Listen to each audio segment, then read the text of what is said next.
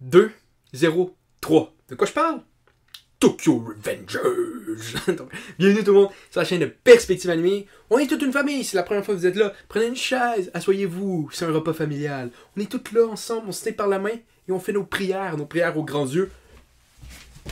Usopp. Mais là, on parle... Oh, excusez-moi, on parle de Tokyo Revengers, donc notre grand Dieu. On va imaginer, ok? Ça, c'est Mickey. Notre grand Dieu Mickey.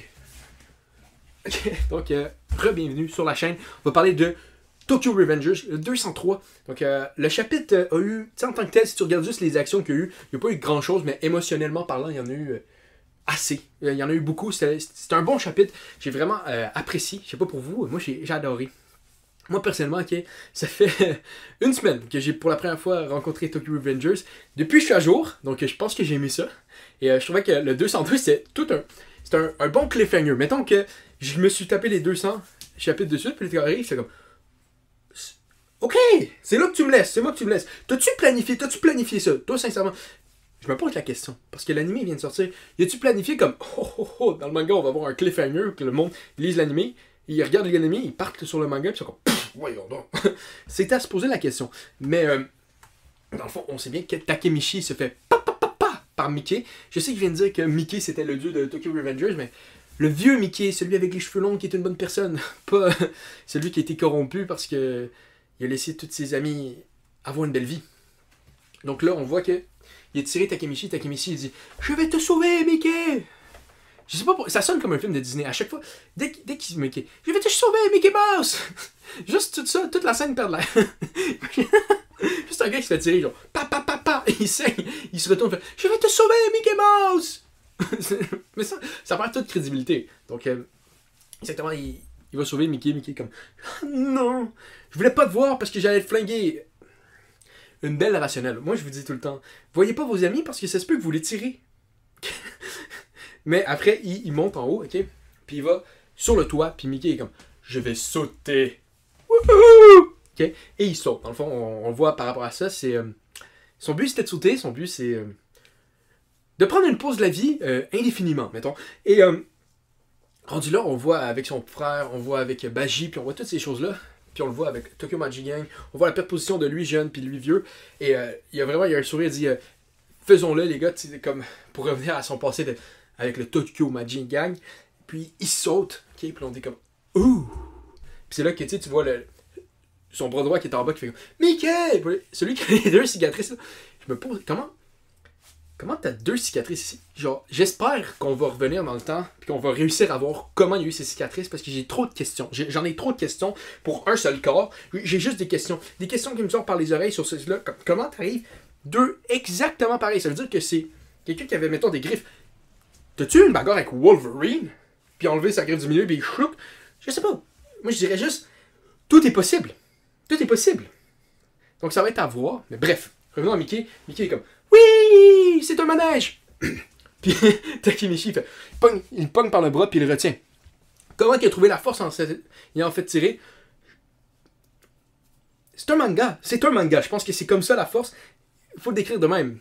T'as pas besoin de faire des entraînements de pipes si vous êtes dans la vraie vie. Si ça arrive, comment je fais pour avoir les bons pipes pour ça? Écrivez votre vie. Votre vie, faites un manga. Restez dans votre chambre. Arrêtez de vivre. Et toutes les actions que vous faites, c'est dans votre manga que vous allez dessiner. Il va être capable de faire des trucs comme ça. il retient Mickey à un bras en mourant, dans le fond. Et il dit comme, je te laisserai pas mourir. Là, je sais pas. Je sais que c'est pas ça qui va arriver au chapitre 204, mais ça me ferait rire. Je te laisserai pas mourir. Puis il fait, puis il échappe, puis Mickey meurt. Ça serait complètement stupide de faire. Tu retiens Mickey, puis dans le fond, il meurt peu importe. Puis ça veut dire que dans le fond, il va être capable sûrement de relever Mickey. Mais donc là, ça je trouvais ça intéressant, je trouvais qu'il y avait tellement de force à l'intérieur de ça. Tu sais, quand tu lis Tokyo Revengers, là, sincèrement, si tu lis Tokyo Revengers, tu ressors de là, tu fais comme, ouais, je pourrais pas être une meilleure personne. Tu sais, moi je vous dis, je lis ça, puis je suis comme, ouais, il faut que je donne plus d'efforts à la tâche.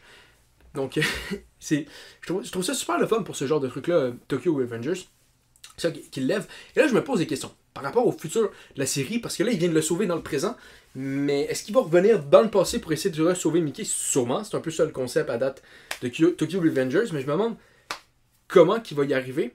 Puis c'est là je pense que j'ai une théorie, ok? Je pense que la première fois qu'il était dans le temps, il s'était fait tuer. Enfin, je sais qu'il y a le pacte avec le frère, Naoto, mais en même temps, il est allé dans le temps sans avoir ce pacte-là avec Naoto. Il l'a fait pendant qu'il était dans le temps, puis c'est après là qu'il a lié ses pouvoirs du temps avec. Donc j'ai l'impression peut-être que de se faire tirer par Mickey, il va revenir dans le temps, puis c'est là que peut-être ils vont en parler à peut-être genre à Draken. Il va peut-être en parler, puis il va dire, il arrive ça à Mickey, puis tout ça, puis c'est là qu'ils vont faire comme, on va le sauver, puis il se serre la main, puis c'est là que il va activer ses pouvoirs avec Draken. Je sais pas, c'est ma théorie, peut-être un autre, peut-être Shifuyu, mais parce que ça va pas être Naoto, Naoto s'en tape. Donc, ça pourrait pas être celui qui vient de sortir de prison, dans le fond, dans le timeline, parce que ça fait pas de sens. S'il retourne 12 ans dans le passé, le gars il est en prison, il peut pas juste comme serrer la main en prison, tout le temps aller en prison, parce que des vitres, normalement, des téléphones. Quoique les prisons japonaises sont peut-être différentes. Non, on l'a vu avec Draken quand il est allé voir en prison, il y a quand même la vitre pis tout, donc il serait pas capable de serrer la main. Donc ça va être intéressant de voir, parce que c'est vraiment ça qui est arrivé la première fois. Il s'est fait lancer dans un métro, et puis il est mort.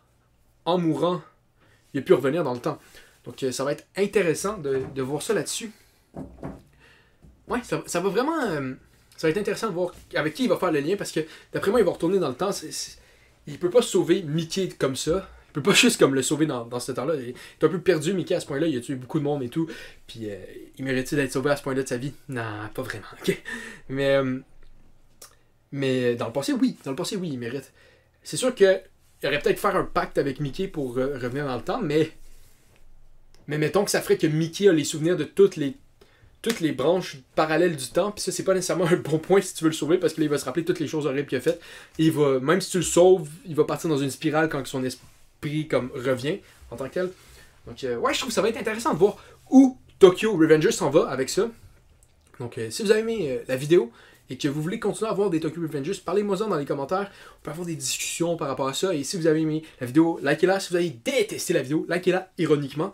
Si vous avez full aimé la vidéo, abonnez-vous. Si vous n'avez pas aimé ça, abonnez-vous ironiquement.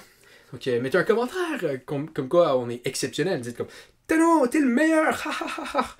Puis, si vous m'aimez pas, dites le même commentaire, mais ironiquement. Donc, moi, je suis capable de le lire, je vous jure. Je suis capable de faire ça par texte. Je dis, lui, il est ironique. À chaque fois, je vous jure. Tout le temps. Tout le monde m'appelle des textes, je fais ironie. À chaque fois je le guesse. J'ai jamais raison. Mais je le guesse. C'est ça l'important. L'intention. Donc, sur ce, on va arrêter la vidéo avant que je parle d'autre chose qui n'a aucunement rapport. Donc, au revoir tout le monde. C'était Perspective Anime.